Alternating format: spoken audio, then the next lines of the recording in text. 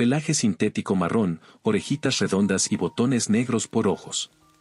Lo conocía tan bien como mi propia cara y mi propio nombre. Había estado en mi vida desde que tenía uso de razón. De hecho, uno de mis primeros recuerdos era ver a mi madre sujetándolo por una de sus patas, colgándolo a una cuidadosa distancia de ella como si sostuviera algo peligroso o repugnante, probablemente ambas cosas. Se llamaba señor Abad, pero a veces lo llamábamos simplemente el oso de peluche. Porque ese era su aspecto. Un simple osito de peluche, uno que había sido tan querido que el relleno se derramaba por los desgarros de su cuerpo. Y la mayor parte del tiempo, no tenía boca. Pero a veces, sonreía. No sabemos de dónde vino. Mi padre decía que el señor Abad siempre había estado en su vida, y que su padre lo había recibido de su abuelo, y su abuelo lo había recibido de su bisabuelo, y así sucesivamente. Su familia especulaba con tratos hechos con el diablo. Objetos malditos robados que perseguían a sus ladrones. O el fantasma de un niño que perseguía a su peluche favorito. Pero nadie sabía la verdad. Nadie podía hablar de los orígenes del señor Abad, si es que tenía alguno. Nos pasábamos al señor Abad cada 3 semanas. Ni más ni menos. Mi padre se lo pasaba a mi madre a mí, yo a mi hermana, y luego ella se lo pasaba a la tía Lenda. La familia de la tía Lenda se lo pasaba a sí misma, y luego a nuestros otros parientes. Mi padre tenía 2 hermanas y 4 hermanos. Teníamos unos 3 meses de paz antes de que el señor Abad volviera poco a poco con nosotros. Siempre volvía. Cuando era joven, no tenía que cuidar al señor Abad, así que daba por sentada esa paz y seguridad. Pero ya no lo hago. El señor Abad atrae la mala suerte. Esa es la única manera en que puedo describirlo. Puede que ahora mismo te estés riendo, o seas escéptico, porque la mala suerte no parece gran cosa. Y tal vez no lo sea cuando solo tienes un poco de ella aquí o allá, pero cuando la mala suerte está en tu vida durante 3 semanas seguidas. Y cada semana que se extiende en el horizonte ante ti, es como un camino al infierno. Se siente como una eternidad. Se siente como ahogarse en el fondo de un pozo profundo. No se nos permitía soltar al señor Abad, no hasta que llegara el momento de pasarlo a otra persona. Mi padre nos lo dijo. Nos enseñó a mi hermana Ana y a mí las cicatrices de su pierna, y nos habló de la vez que se olvidó de seguir tocando al señor Abad.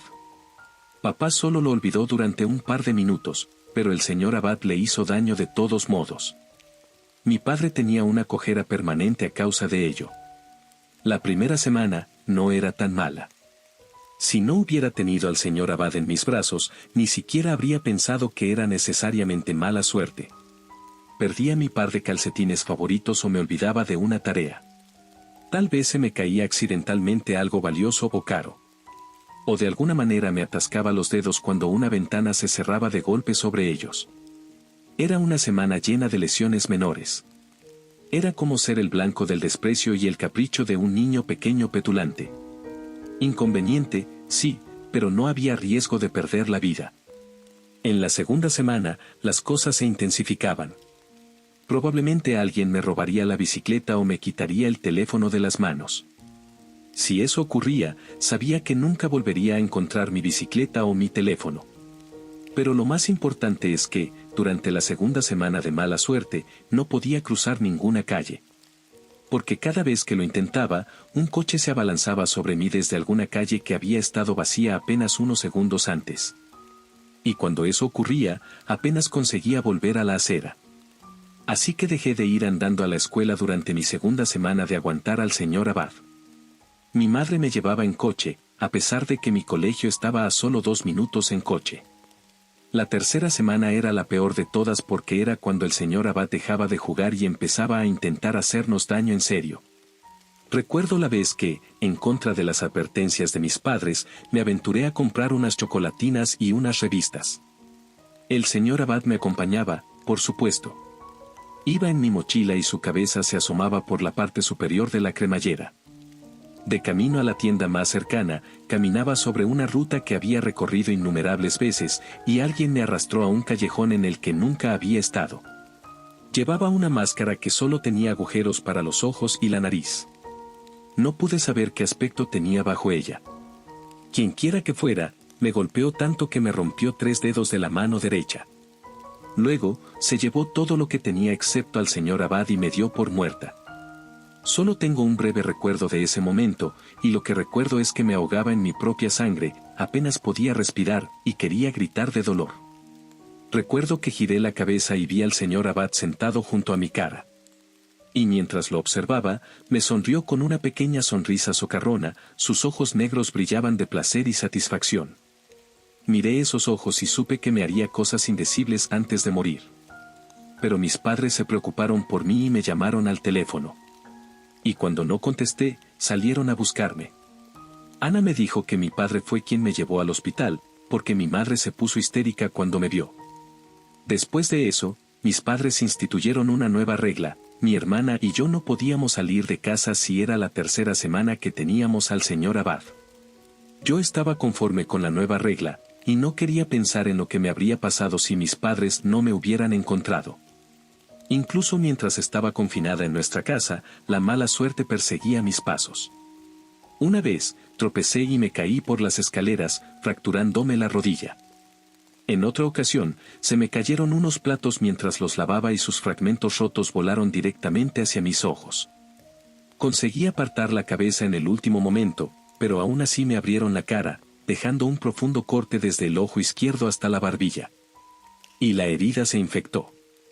Mis padres estaban demasiado asustados para llevarme a urgencias, ¿y si teníamos un accidente de coche de camino? ¿Y si las enfermeras me hacían soltar al señor Abad? Acabamos pidiendo a nuestro médico de cabecera que hiciera una visita a domicilio. En otra ocasión, de nuevo durante mi 3ª semana de mala suerte, intenté preparar la cena y prendí fuego a la cocina.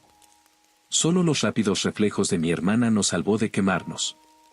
Al final, cuando se cumplió mi 3ª semana de aguantar al señor Abad, me quedé en mi habitación. Y me tumbé en mi cama, mirando al techo. Me quedé allí, completamente inmóvil, intentando no pensar.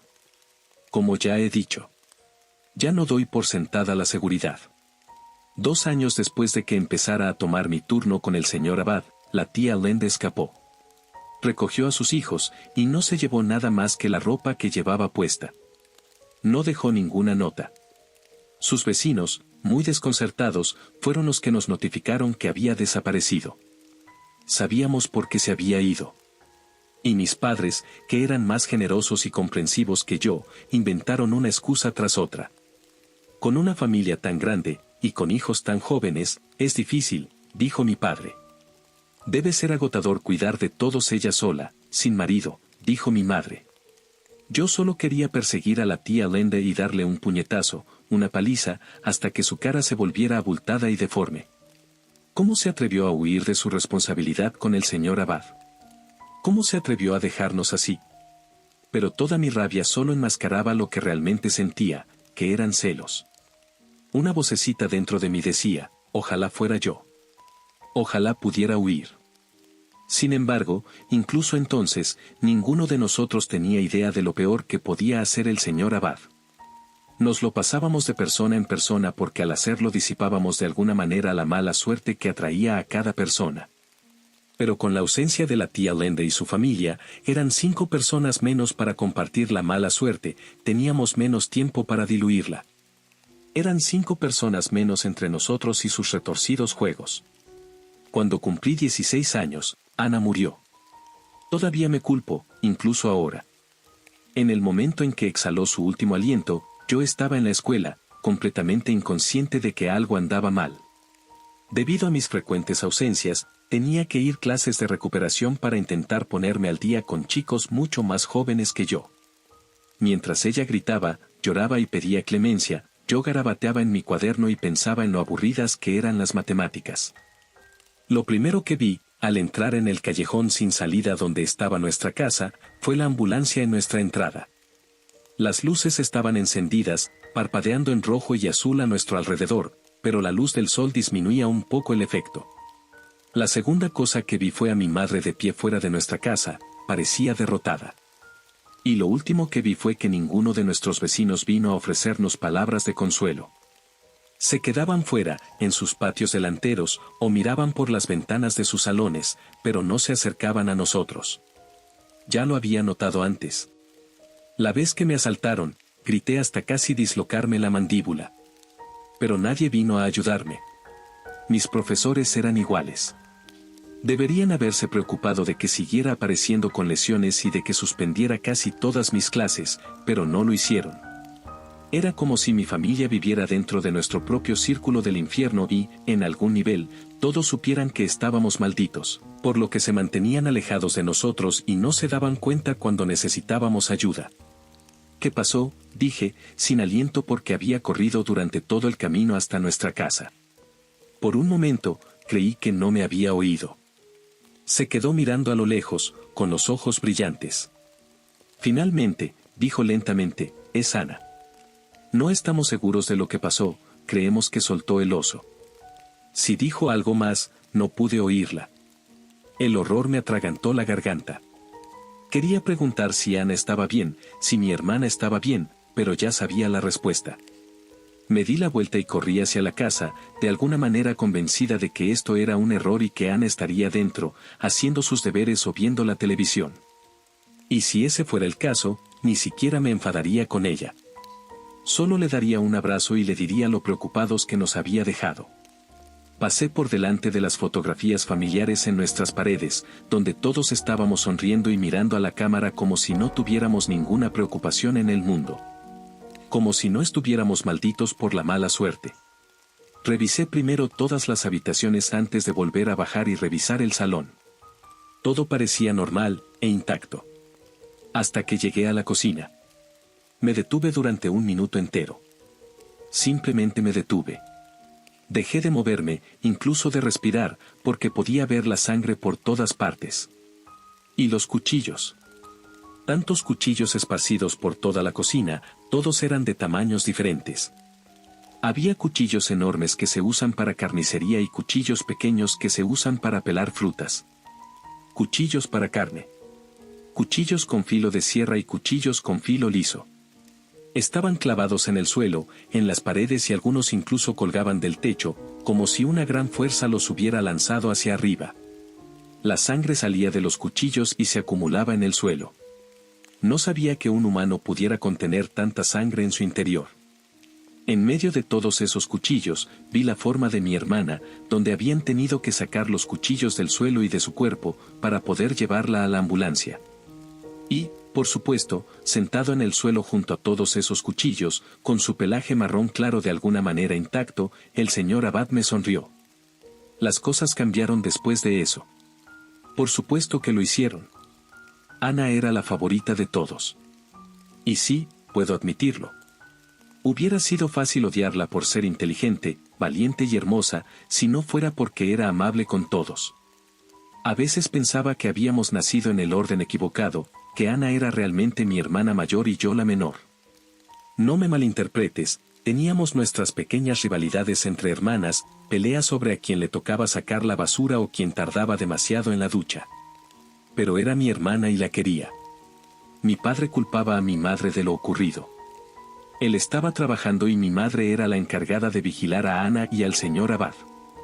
Todos sabíamos que lo que había pasado era realmente culpa del señor Abad, pero papá necesitaba a alguien a quien culpar. Y mi madre simplemente aceptó su ira, sus gritos y sus insultos. En lugar de defenderse, agachó la cabeza. Después de eso, ella empezó a beber. Nuestra sala de estar se convirtió en un basurero improvisado. Al volver de la escuela, me encontraba con botellas vacías a su alrededor. Mamá era un pálido fantasma que se sentaba frente al televisor todo el día y noche, inmóvil. A veces me preguntaba cuánto se arrepentía mi madre de su decisión de casarse con papá, de casarse con toda esta locura. No era una cuestión de sí, era una cuestión de cuánto. Papá dijo que le había hablado del señor Abad antes de casarse. Pero ella no le creía. ¿Quién lo haría? Sabía que si hubiera podido huir, si hubiera podido retroceder en el tiempo antes de conocer a papá, no habría tomado la misma decisión. Nos quería a Ana y a mí, pero no se habría casado con él. 3 semanas después de la muerte de Ana, el señor Abad volvió. Desapareció de la cocina y sabíamos que no había ido con ninguno de los hermanos de papá, así que habíamos pensado que tal vez, solo tal vez, se había ido. Y me resulta difícil escribir esto, porque incluso ahora me siento avergonzada.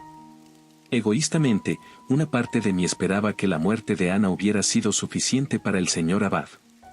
Que no nos haría más daño porque había conseguido lo que quería. Pero volvió. Él siempre vuelve. El día que el señor Abad volvió, mi padre y yo lo encontramos. Se sentó en la puerta de nuestra casa, con los ojos brillando alegremente, como si solo él conociera el chiste. Vi la mirada de mi padre cuando levantó al señor Abad, y tuve miedo. Sus ojos no parecían racionales, en absoluto.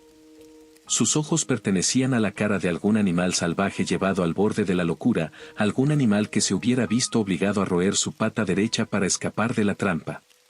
Intenté quitarle el señor Abad a papá, pero no me dejó. Acomodó al señor Abad bajo su brazo izquierdo y se dirigió a la cocina. Ya habían limpiado la sangre, y todo estaba en orden, pero todos evitábamos estar en la cocina tanto como fuera posible. La comida para llevar llenaba los cubos de basura, y la nevera desprendía un olor desagradable porque ninguno de nosotros la había limpiado. Mi padre se acercó al interruptor junto al fregadero y encendió el triturador de basura. Entonces supe lo que planeaba hacer y corrí delante de él, tratando de bloquearlo con mi cuerpo. Papá me empujó a un lado, con tanta fuerza que me golpeé la cabeza contra la pared y se me llenaron los ojos de lágrimas. Papá se inclinó sobre el fregadero y empezó a bajar al señor Abad. Vi la cara del señor Abad justo antes de que desapareciera en el desagüe. Me sonrió. Sabía lo que iba a pasar. Era como estar atrapada en una pesadilla, cuando sabes que tienes que correr, moverte, pero no puedes moverte por mucho que lo intentes. Extendí la mano hacia mi padre, queriendo sacarlo del fregadero antes de que fuera demasiado tarde. Pero papá resbaló con algo.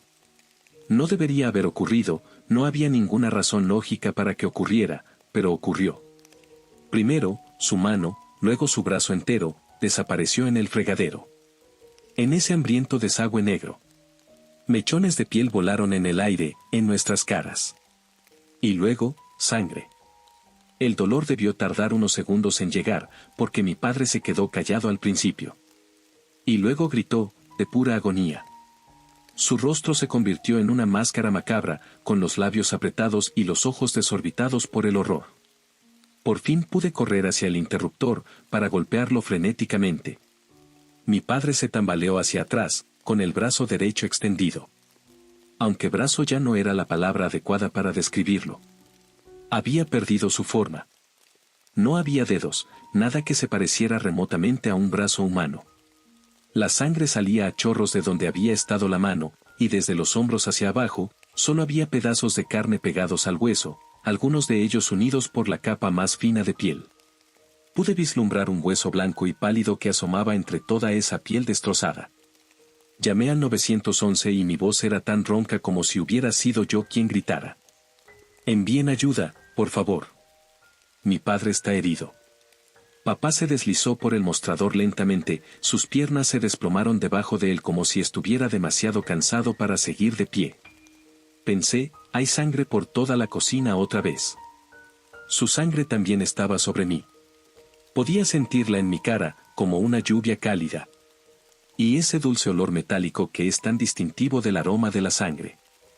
Mi madre vino corriendo hacia nosotros desde el salón. Los gritos de papá la habían despertado de su estupor.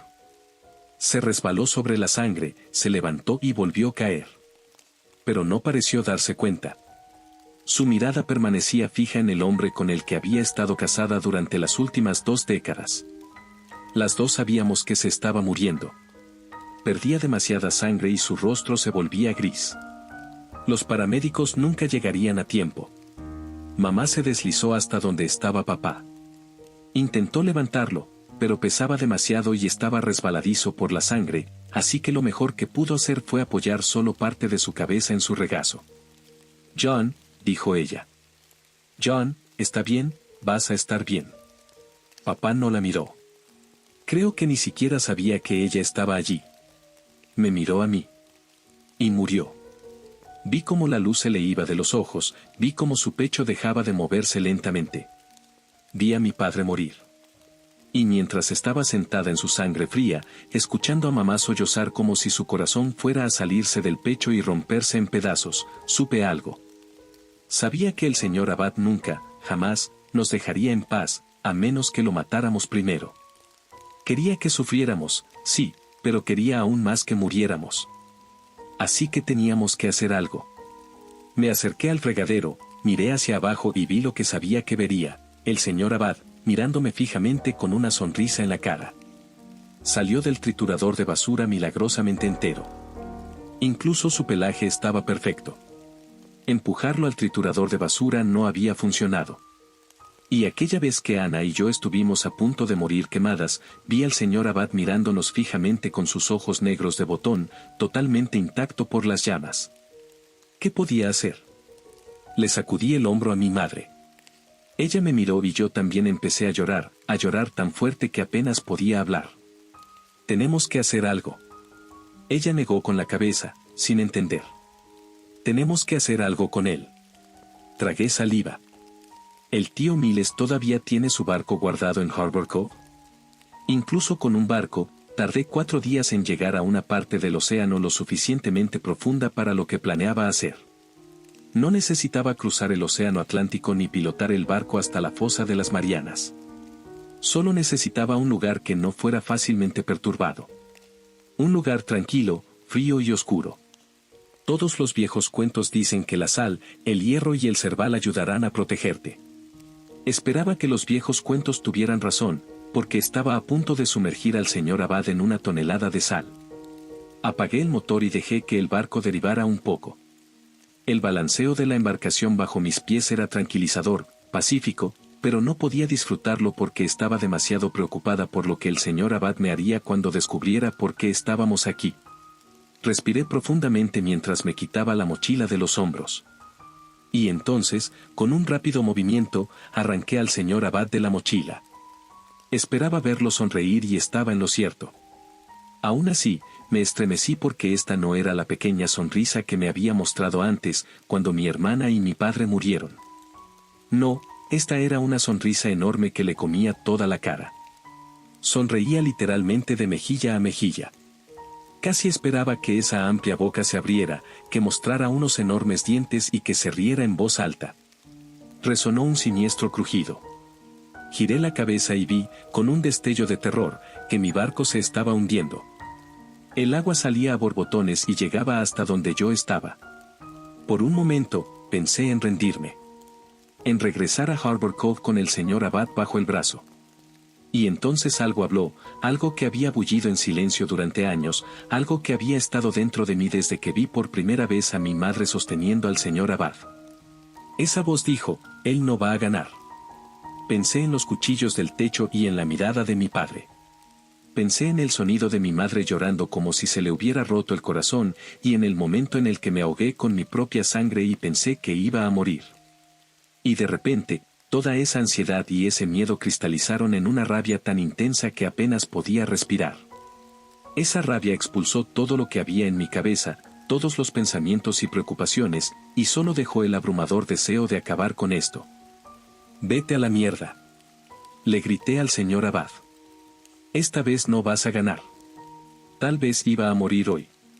Tal vez mi barco me arrastraría con él cuando se hundiera y me ahogaría lenta y dolorosamente. Pero el señor Abad no iba a ganar. Mi madre seguía viva, y si por mí fuera, seguiría viva otros 30 o 40 años. Me arrodillé y, con dedos temblorosos, rebusqué en mi mochila los últimos objetos que había traído, 2 ladrillos rojos gigantes, un fragmento de hierro y un poco de cuerda. El barco empezó a inclinarse de forma alarmante hacia un lado, pero le di un manotazo al hierro y a los ladrillos rojos, y seguía haciendo un nudo tras otro, con los hombros tensos. Después de atar el último nudo, me puse en pie tambaleándome, con una mano en la barandilla y la otra todavía sujetando al señor Abad. Su rostro había cambiado y ya no me sonreía. En su lugar, me gruñó con rabia, tenía enormes dientes afilados y sus ojos negros de botón empezaron a multiplicarse en su cara. Lo arrojé al océano. Intenté ver cómo se hundía, para asegurarme de que no regresaría, pero las profundidades azul oscuro se lo tragaron casi al instante. Y mi barco seguía temblando debajo de mí. ni siquiera me importó. Esperé a que me viniera a la cabeza alguna frase. Esperaba sentir algo más que un profundo entumecimiento. Pero lo único en lo que podía pensar era en la mirada de mi padre cuando había sostenido al señor Abad sobre el fregadero. Por favor, que se acabe. Y por primera vez en mi vida, tuve suerte. Mientras mi barco se hundía, vi otro barco que estaba cerca. Se dieron cuenta de que me aferraba a los restos de mi barco y fueron a ayudarme. Ellos me trajeron de vuelta a casa, a salvo. Han pasado 13 años desde ese día. 13 años llenos de alegría y amor. Cuando el señor Abad desapareció en esas profundidades, fue como si una gran sombra se alejara de nuestras vidas. Sé que mamá siente lo mismo. Pero fue más difícil para ella, le costó empezar a vivir sin miedo. ¿Y qué hay de mí? Bueno, mis notas se dispararon una vez que no tuve que preocuparme constantemente por ser mutilada o morir. Fui a la universidad, algo que una vez pensé que era un sueño imposible. Y allí conocí a alguien, otra cosa que nunca pensé que pasaría. Se llama Benjamin y nos casamos hace 5 años. Me preguntó si quería una boda en la playa y le dije que tenía una talasofobia atroz. Así que nos casamos en una pequeña capilla. Mi madre me acompañó al altar, aunque para entonces ya tenía que usar un bastón. Tenía demasiadas lesiones antiguas de todos esos años con el señor Abad. Incluso ahora, hablamos de trasladarla a una residencia asistida, a un lugar seguro donde haya gente que la ayude. Ben y yo tenemos una hija. Se llama Samantha. Y siempre que la miro a la cara y veo los ojos de mi padre. Nunca paso un día sin echar de menos a papá y a Ana. Es lo único que lamento, que hayan muerto antes de poder conocer a mi hija. Me pregunto constantemente qué habrían dicho, cómo habría sido mi padre como abuelo. Pienso en qué palabras de sabiduría le habría transmitido a mi hija, palabras que nunca conocerá. Pero, ¿por qué te cuento todo esto? ¿Por qué te lo cuento cuando han pasado 13 años desde que tiré al señor Abad al océano? ¿13 años desde que mi padre y Ana murieron? Porque esta mañana, mientras me sentaba en la mesa de la cocina y bebía mi café, vi el siguiente titular: se teme que una familia tragada por un sumidero en Florida haya muerto. El artículo incluía una foto de la familia. Los años habían cambiado ligeramente sus rostros, pero aún los reconocía. Allí estaba la tía Lenda, con sus hijos agrupados a su alrededor, abrazándose y riendo. Me senté allí, con el café frío y el periódico apretado en mis puños. Me senté allí y tuve miedo.